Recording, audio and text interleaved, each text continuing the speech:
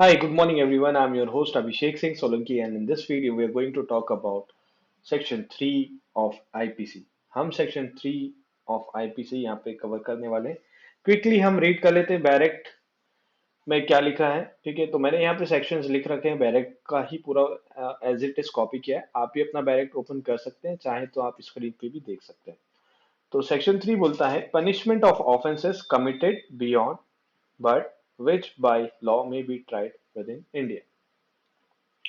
Any person liable by any Indian law to be tried for an offence committed beyond India shall be dealt with according to the provisions of the code for any act को भी आपको यहाँ पे underline कर लेना चाहिए. ठीक है, any act committed beyond India in the same manner as if such act had been committed within India. ठीक है, तो आप अंडरलाइन कर लो. एनी पर्सन आपकी बैरेक्ट में बियॉन्ड इंडिया आपको जो है अंडरलाइन कर लेना चाहिए. एनी एक्ट आपको जो है अंडरलाइन कर लेना चाहिए and with in India.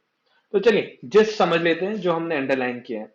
Any person से मतलब ये है कि जो सेक्शन है ये अप्लाई होता है to Indian citizen as well as a citizen of foreign nation. यानी कि हर कोई व्यक्ति, कोई भी व्यक्ति है, मैं हूं, आप हो, आपकी फैमिली है, आपका कोई फ्रेंड है जो बाहर बैठा है, यूएस में, इंग्लैंड में, पाकिस्तान में, कहीं भी बैठा हो, तो उस पे ये जो है कोड जो है, ये सेक्शन जो है उस पे भी अप्लाई होगा.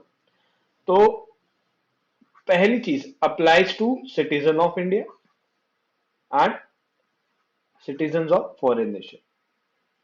ऐसे आप इसको याद कर सकते हो. अब बियॉन्ड इंडिया की बात चल रही है. अब बियॉन्ड इंडिया में यानी कि ये आपका मान लो इंडिया है. देखो मेरी ड्राइंग अच्छी नहीं है पर मैं कोशिश करता हूँ अच्छा बनाने का. ठीक है, ये अपना इंडिया मान लो, ये हमारा भारत देश है. अब अगर इसके बाहर भी अगर कोई व्यक्ति कोई ऑफेंस कमिट करता है, इसके बाहर भी, यानी कि यहाँ मान लो ये मान लो श्रीलंका है. ठीक है, श्रीलंका है. तो अगर यहाँ से भी कोई व्यक्ति कोई ऑफेंस कमिट करता है और वो offence bound by Indian law, यानी कि इंडियन लॉ में उस ऑफेंस की सजा दी गई है, तो भी इस व्यक्ति, यहाँ बैठे व्यक्ति को इंडियन लॉ के हिसाब से ट्राई किया जा सकता है. समझते हैं उसको, उसको मैं आपको और अच्छे से समझाता हूँ. तो कहने का तात्पर्य ये है कि अगर कोई व्यक्ति किसी फॉरेन नेशन में भी अगर बैठा है और वो बाउंड होता है इंडियन लॉ से, तो उसको ऐसा ट्रीट किया जाएगा कि उसने वो ऑफेंस जो है इंडिया में ही किया है. ठीक है, ये माना जाएगा कि अगर वो बाहर बैठ के भी अगर कोई ऑफेंस कर रहा है और वो ऑफेंस जो है बाउंड है किससे, इंडियन लॉ से, तो उसे ऐसा माना जाएगा कि उस व्यक्ति ने ऑफेंस कहाँ किया गया है, इंडिया में ही किया है. चलो उसको मैं समझाता हूं आपको थोड़ा और. तो पहली चीज तो आपको स्पष्ट हो गई है कि ये इंडियन सिटीजन्स पे तो अप्लाई होता है, पर साथ में फॉरेन नेशंस के सिटीजन्स पे भी अप्लाई होगा. तो this section mainly deals, mainly ठीक है, मैंने मेनली लिखा है यहाँ पे, mainly deals with offences for which a person is liable under Indian law.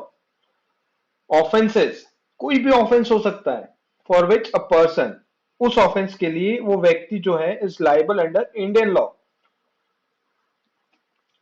Indian law के अंदर होना जरूरी है, ये एसेंशियल है. ये नहीं कि वो पर्सन जो है वो try must be tribal bye कोई फॉरेन लॉ होना चाहिए या कोई अदर लॉ होना चाहिए.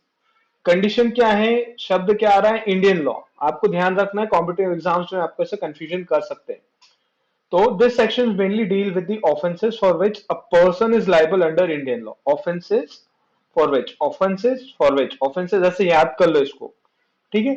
तीसरा, the person shall be bound by Indian law. ये मैं कह रहा हूं बार बार, द पर्सन शैल, कंपल्शन आ रहा है. अगर वो इंडियन लॉ से बाउंड नहीं है तो फिर इस सेक्शन का कोई एसेंशियल नहीं है. So the person shall be bound by Indian law for any offence committed outside India. कोई भी ऑफेंस, कोई भी ऑफेंस, इसीलिए मैंने यहाँ पे एनी एक्ट, ठीक है, को आपको जो है अंडरलाइन कराया था, for any offence committed outside India. अब ये ऑफेंस आउटसाइड इंडिया किया गया, एज दो the offence was committed within India, ऐसा माना जाएगा। देखो यहां पे पढ़ो, beyond India and shall be dealt with according to the provisions of the code for any act committed beyond India in the same manner as if such act has had been committed within India। ऐसा माना जाएगा कि वो जो act है वो India में ही किया गया। सबसे फेमस केस है मुबारक अली का, सबसे फेमस केस है मुबारक अली, मुबारक मुबारक जी हैं, Mubarak Ali versus state of Bombay. देखो ये मैंने अपने कॉलेज टाइम पे पढ़ा था। यहाँ पे आपको एक छोटा सा ट्रिक बताता हूँ कि अगर आपकी एग्जाम में आप लिख रहे हो और अगर आप भूल जाते हो कि Mubarak Ali versus state of Bombay, अगर ये आप जो बॉम्बे शब्द भूल जाते हो, तो अगर आप आईपीसी में सिर्फ ऐसा भी लिख दोगे कि इन द केस ऑफ मुबारक मुबारक मुबारक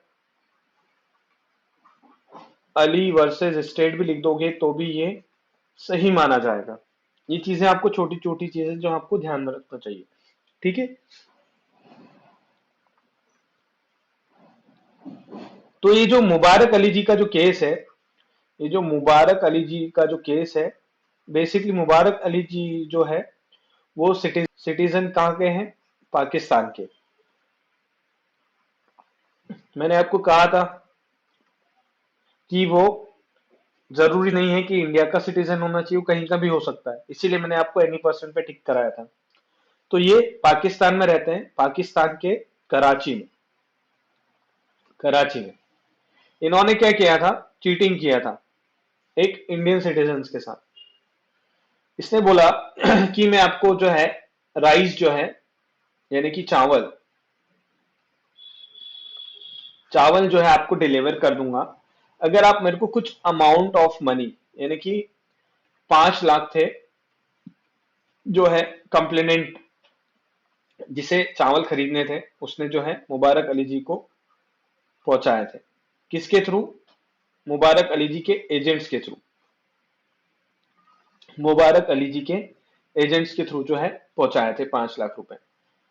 पर 5 लाख तो पहुंचा दिए, पर रिटर्न में कभी चावल आए नहीं। तो मुबारक अली जी ने क्या किया, ऑफेंस कर दिया चीटिंग का, यानी कि मुबारक अली जी को आईपीसी के सेक्शन नंबर 422 फॉर चीटिंग के लिए जो है दोषी पाया।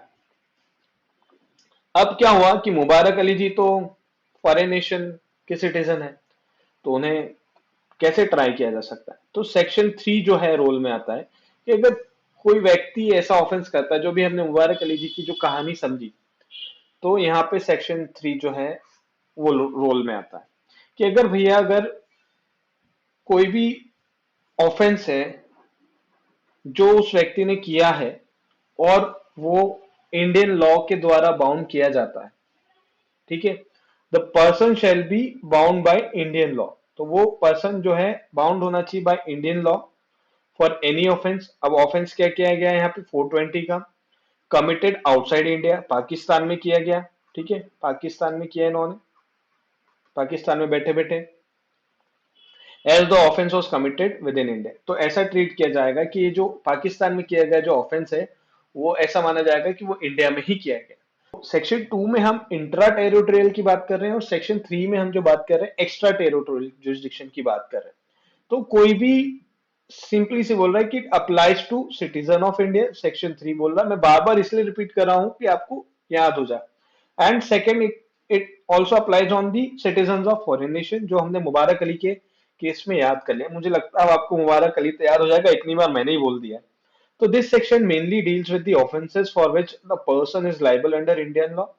सबसे पहली चीज की मेनली डील्स करता है कि जो ऑफेंस है वो जो भी ऑफेंस अगर कमिट कर रहा है कोई भी व्यक्ति, ठीक है, एनी पर्सन, वो पर्सन अगर ऑफेंस कमिट कर रहा है और वो लाइबल है under law, under Indian law, तो उसे जो है सेक्शन 3 के अंडर ट्राई किया जाएगा। सिंपल सी बात है। मैंने जो नोट्स लिखे हैं आप चाहें तो ये कॉपी कर सकते हैं, ठीक है, ये भी अगर आप लिखते हैं तो आपको फुल मार्क्स मिलने वाले हैं। तो आज के लिए इतना ही सेक्शन 3 में। होप आपको समझ में आया होगा। थोड़ा सा धीरे हुआ, थोड़ा सा ट्रिकी है, क्योंकि बहुत सारे लोग कंफ्यूजन में रहते हैं। तो आपको ये मानना है सिंपली विद इन इंडिया अगर लिखा है, यानी कि इंडिया के अंदर ही किया माना जाएगा वो ऑफेंस को। ठीक है, तो thank you guys for your time. Hope आपको पसंद आया हो लेक्चर। कोई इंप्रूवमेंट्स हो तो आप बिल्कुल मुझे सजेस्ट कीजिएगा। Thank you so much for your time.